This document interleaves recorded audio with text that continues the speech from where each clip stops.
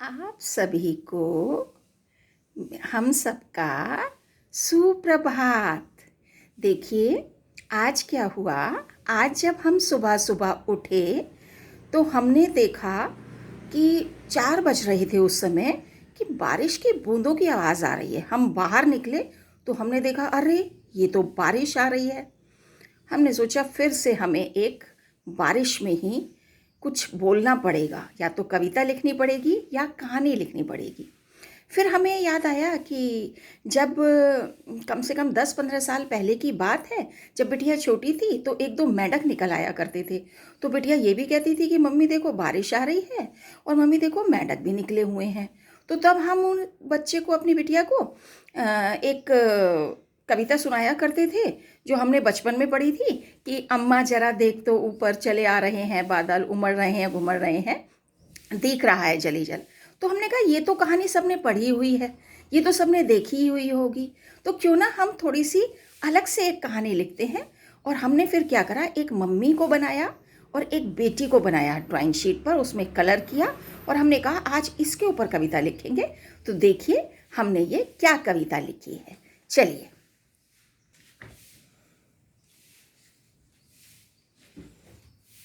ये देखिए, ये हमने ड्राइंग शीट पर एक छोटी सी बिटिया बनाई है और उस छोटी सी बिटिया के साथ उनकी एक मम्मी बनाई है। ऊपर देखिएगा कितने सारे बादल आ रहे हैं, और बादल क्या कर रहे हैं, बादल बारिश कर रहे हैं।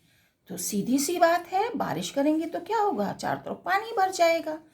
अब इस बच्ची को कुछ दिखाई दे रहा है, नीचे की तरफ ये इशारा कर रही है। क्या इशारा कर रही है, देखते हैं ये क्या इशारा कर रही है और अपनी मम्मी से क्या कहना चाह रही है। ये कह रही है, अम्मा जरा देख तो नीचे, अम्मा जरा देख तो नीचे, चले आ रहे हैं मेंढक।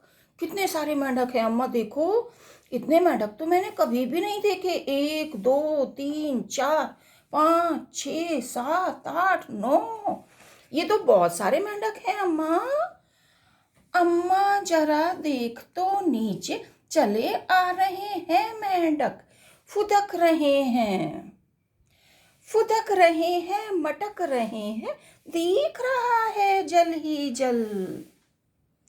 अम्मा जरा देख तो नीचे, अम्मा जरा देख तो नीचे, चले आ रहे हैं मेंढक, फुदक रहे हैं मटक रहे हैं, फुदक रहे हैं मटक रहे हैं, दिख रहा है जल ही जल। अम्मा ये बताइए, ये इतने सारे मेंढक इस समय हमें क्यों दिखाई दे रहे हैं। आज दिख रहे हैं, बरसात में दिखते हैं, बाकी समय अम्मा ये मेंढक क्यों नहीं दिखाई देते, बताइए ना अम्मा। अरे बेटा, क्यों ना हम ऐसा करें कि इन मेंढकों से ही पूछ लें, क्या बात है कि तुम वर्षा ऋतु में दिखाई देते हो और गर्मी जाड़े में नहीं दिखाई देते। ठीक है मम्मा, ठीक है, चलते हैं मेंढकों के पास और उनसे ही पूछते हैं।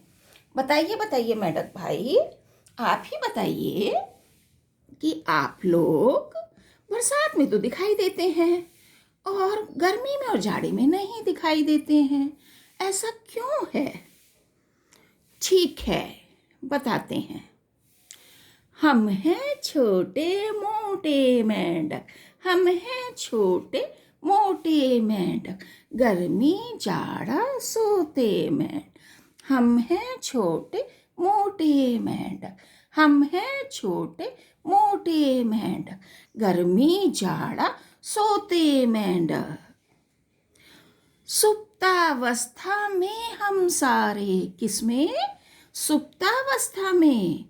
पता है सुप्तावस्था को इंग्लिश में क्या कहते हैं, सुप्तावस्था हिंदी में कहते हैं और इंग्लिश में कहते हैं हाइबरनेशन। तो सुनो हमने क्या कहा, हम हैं छोटे मोटे मेंढक, हम हैं छोटे मोटे मेंढक, गर्मी जाड़ा सोते मेंढक, गर्मी जाड़ा सोते मेंढक। सुप्तावस्था में हम सारे, सुप्तावस्था में हम सारे, काम छोड़कर सो जाते हैं। सुप्तावस्था में हम सारे काम छोड़कर सो जाते हैं। और ऋतु वर्षा आने पर, और ऋतु वर्षा आने पर, और ऋतु वर्षा आने पर टर टर हम चिल्लाते हैं। और ऋतु वर्षा आने पर टर टर हम चिल्लाते हैं। तो छोटी बच्ची, तुम्हें समझ में आ गया कि हम गर्मी जाड़ा में क्यों नहीं दिखाई देते? क्योंकि हम अपने बिलों में छिप जाते हैं। और वर्षा ऋतु में हम बाहर निकलते हैं, उछल कूद करते हैं, टर्राते हैं और सारे काम करते हैं। मम्मी थोड़ा तो समझ में आ गया कि ये गर्मी में और जाड़े में अंदर बिलों में घुस जाते हैं और ऐसे सो जाते होंगे जैसे हम बेहोश हो जाते हैं, समझ लो स्लगिश हो जाते हैं, कोई काम नहीं करते, सुस्त पड़े रहते हैं, ऐसा ही ना? तो फिर बाकी काम नहीं होते क्या? क्या होता है ये सुप्तावस्था मम्मी का? आप हमें बताएंगे हाइबरनेशन क्या है? हाँ बेटा, मैं आपको थोड़ा थोड़ा बता सकती हूँ कि हाइबरनेशन क्या है। Hibernation is a state of minimal activity. Hibernation वो अवस्था है जिसमें हम कम से कम एक्टिविटी करते हैं, कार्य करते हैं। And it is a seasonal activity.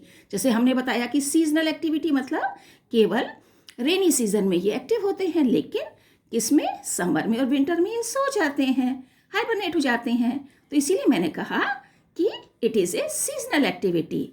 और इसमें क्या क्या होता है? It is characterised by low body temperature. शरीर का तापमान कम हो जाता है, तो इसीलिए मैंने कहा कि it is characterised by low body temperature, slow breathing, सांस लेना भी धीरे धीरे हो जाता है, और स्लो हार्ट रेट, जो हृदय का स्पंदन है, जो हार्ट बीट है हमारी, इनकी मेंढकों की जो हार्ट बीट है वो भी कम हो जाती है। इसको ही हम क्या कहते हैं? इसको ही हम हाइबरनेशन कहते हैं।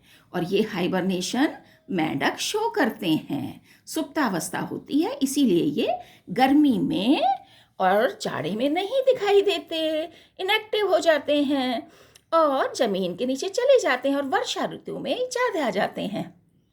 और मम्मी एक बात और बताइए, अब हमें मेंढक दिखाई तो दे रहे हैं वर्षा ऋतु में, लेकिन फिर भी कम दिखते हैं। आप बताइए, आपको भी ऐसा था? नहीं, हम जब छोटे थे बेटा, आपकी जितनी उम्र के, तो हमें तो बहुत मेंढक दिखाई देते थे। जब हमने हाई स्कूल में साइंस ली तो हमें मेंढक डायसेक्शन के लिए भी मिले, लेकिन आजकल बच्चों को नहीं मिलते क्योंकि ये विलुप्ति के कगार पर हैं। हाँ, ये एंडेंजर्ड स्पीशीज में आ गए हैं। और पता है बेटा, वैसे तो हम इन्हें मेंढक या फ्रॉग कहते हैं, लेकिन मेरा जोलॉजिकल नेम है राना टिकरीना। मेरा भी राना टिकरीना, मैं भी राना टिकरीना। राना मेरी स्पीशीज, राना मेरी जीनस और टिगरीना मेरी स्पीशीज है, लेकिन कॉमनली साधारण भाषा में मुझे मेंढक कहते हैं। हाँ, बिल्कुल सही कहा। साधारण भाषा में इनको मेंढक कहते हैं, इंग्लिश में फ्रॉग, और जीनस इनका है राना और स्पीशीज है टिगरीना, तो जोलॉजिकल नेम इनका राना टिगरीना है। तो बेटा, अब ये विलुप्ति के कगार पर हैं, इसीलिए गवर्नमेंट ने भी कहा है कि अब इनको डायसेक्शन में ना लिया जाए, इनको ना काटा जाए। ठीक है मम्मी, थोड़ा थोड़ा समझ में आ गया कि ये जो मेंढक हैं ये बारिश में ज़्यादा क्यों दिखाई देते हैं और गर्मी में और जाड़े में क्यों नहीं दिखाई देते। ठीक है मेंढकों, अब मैं, मेरी मम्मी और तुम सब मिलकर एक प्रार्थना करेंगे। क्या प्रार्थना करेंगे? कल्पना मैम, आप भी हमारे साथ प्रार्थना कीजिएगा। हाँ, बिल्कुल, हम भी करेंगे आपके साथ प्रार्थना। तो चलिए, राना टिगरीना, सभी राना टिगरीना मिलकर मेरे साथ, मम्मी के साथ और कल्पना मैम के साथ प्रार्थना करते हैं कि हे भगवान, हम पर थोड़ी सी कृपा कीजिए। हमने अगर कोई भी पाप किए हैं तो उनको माफ़ कीजिए। हम वादा करते हैं कि आगे से सोच समझकर सभी कार्यों को करेंगे और किसी भी गलत कार्य को नहीं करेंगे। गलती से अगर हो भी जाता है तो उसके लिए हम क्षमा प्रार्थी होंगे और आगे से कभी भी उस गलत कार्य को करने की कोशिश नहीं करेंगे। हे भगवान, हमें सद्बुद्धि दीजिए। हे भगवान, हमें स्वास्थ्य दीजिए। हे भगवान, हमें खुशी दीजिए। तो हे मनुष्यों, आप सब के लिए हमारी प्रार्थना है कि आप सभी खुश रहें, सुखी रहें व स्वस्थ रहें। आप सभी का बहुत बहुत धन्यवाद।